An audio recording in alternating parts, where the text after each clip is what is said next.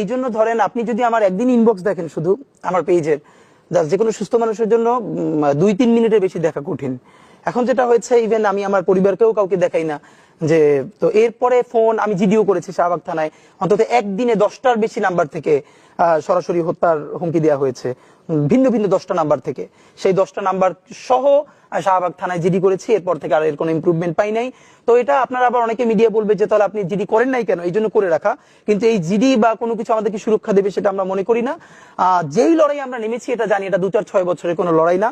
আপনাকে জানিয়ে রাখি যে মেক্সিকোর পাশে আমেরিকা প্রতিবেশী হিসেবে যতটা পরাক্রমশালী, তার থেকেও বাংলাদেশের পাশে ভারত অনেক বেশি পরাক্রমশালী।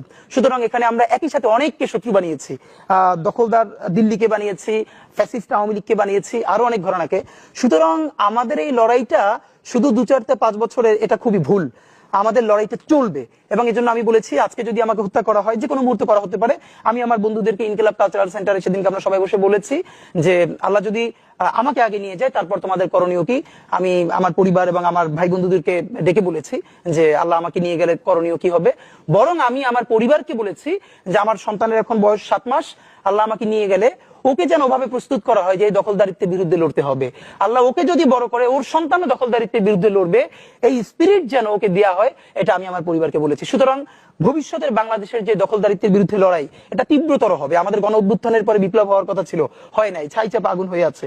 সুতরাং আমরা যদি সেই আগুনের মধ্য দিয়ে নতুন ইনসাফের রাষ্ট্র তৈরি করতে না পারি, তাহলে দুটো কাজ হবে। ওই আগুন আমাদেরকে পুড়িয়ে দিবে, মানে বাংলাদেশ, এই জমিন, এখানকার স্বাধীনতার সার্বভৌমত্ব সবকিছু পুড়িয়ে দিবে।